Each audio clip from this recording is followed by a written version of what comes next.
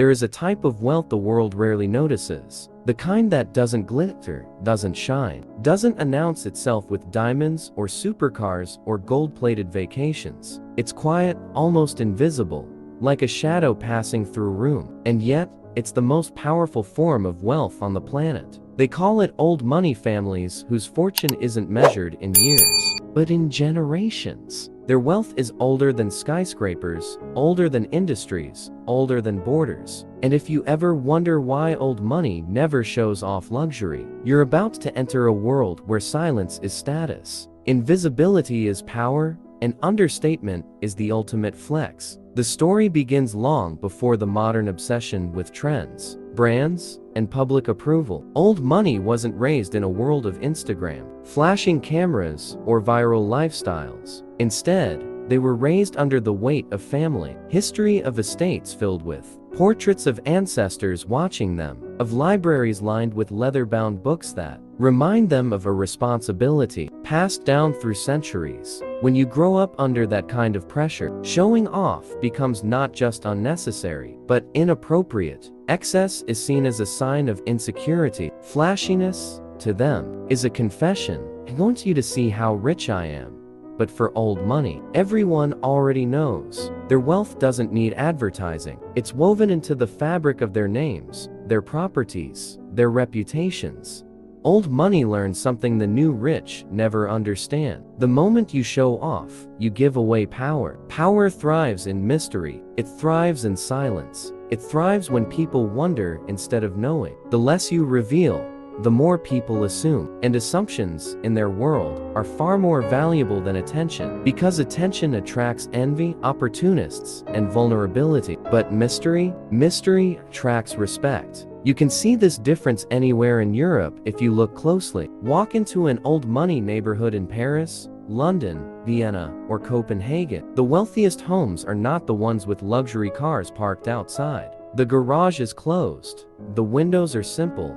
The gate is old but strong. No neon lights, no oversized designer logos, no theatrics. You won't see a billionaire wearing a hoodie covered in brand names or a diamond chain the size of a chandelier. Instead, you'll see neutral colors, high-quality fabrics, handcrafted shoes, and watches so discreet you need a trained eye to recognize their value. Old money doesn't want strangers to know they're rich. They want strangers to assume they're ordinary, and that is the greatest disguise a wealthy person can wear. Their idea of luxury isn't something you can photograph easily. It's intangible. It's in the softness of a cashmere sleeve that only they can feel. It's in the old wine served at dinner that no one posts online. It's in the vacations to remote villas that never appear on social media. It's in the friendships formed over decades, not because of wealth, but because of shared heritage. For old money, luxury is for private pleasure, not public approval. It's something to live, not something to display. But this silence isn't accidental, it's taught, passed down like a secret. In old money families, children are raised with lessons that other households never hear. Lessons like, never speak of money openly. If you buy something expensive, hide the price. Elegance is measured by behavior, not possessions. Wealth is not something you show, it's something you protect. These lessons are repeated until they become instinct, because, to old money, wealth that must be shown is weak. Wealth that must be displayed is new. And old money never wants to be mistaken for new money. You see this difference clearly when both groups enter the same space. New money walks into a room like an explosion, flashy clothes, loud conversations, bold gestures, a desire to dominate attention. Meanwhile, old money enters quietly, almost unnoticed. They don't need to talk loudly. People lean in to listen. They don't need to take up space. People make space for them. Their power is soft, but magnetic. And ironically, the room respects them more not because of what they show, but because of what they withhold. Their homes reveal this philosophy too. Step inside an old money estate and you won't find giant gold accents or modern displays of extravagance. Instead, you'll find antiques, worn wooden floors, paintings passed down through generations, furniture that carries stories rather than price tags. Everything feels lived in, not staged, authentic, not curated for an audience. Old money does not chase the newest trend, they follow traditions. Because trends are temporary, but legacy is permanent. Even their cars follow the same rule. Old money doesn't chase hypercars that scream for attention. You'll see them in vintage models, understated sedans, or luxury brands with no flashy modifications. Their wealth is felt in the comfort, the quality, the quietness of the engine, not in the noise of the exhaust. They don't need people to see the car and think, "That's expensive."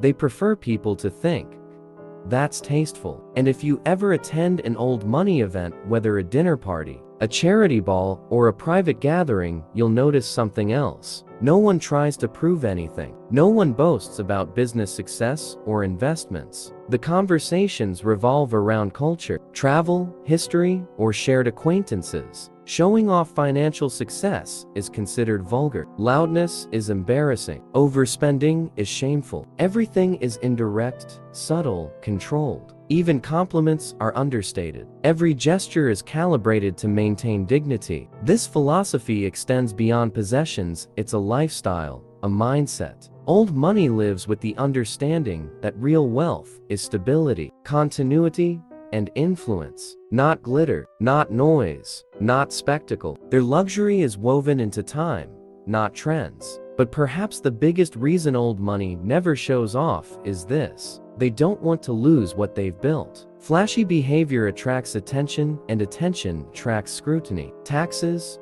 thieves, opportunists, parasites, scandals. Old money survives because it learned to stay quiet, to blend in, to protect everything behind a curtain of normalcy. For them, discretion is not just elegance, it's survival. There is an old European saying, "Wealth whispers, only the insecure shout." And in a world where everyone is trying to look rich, old money already knows what true wealth feels like, so they don't need to prove anything. And this brings us to the most important truth of all. Old money never shows off because, in their world, the moment you try to prove your wealth, you have already lost your class. If you enjoyed stepping into this world of quiet power and hidden luxury, make sure you subscribe to Velvet. There are many more stories waiting, stories of wealth, elegance, history, and the psychology of luxury. And here on Velvet, we reveal them one by one.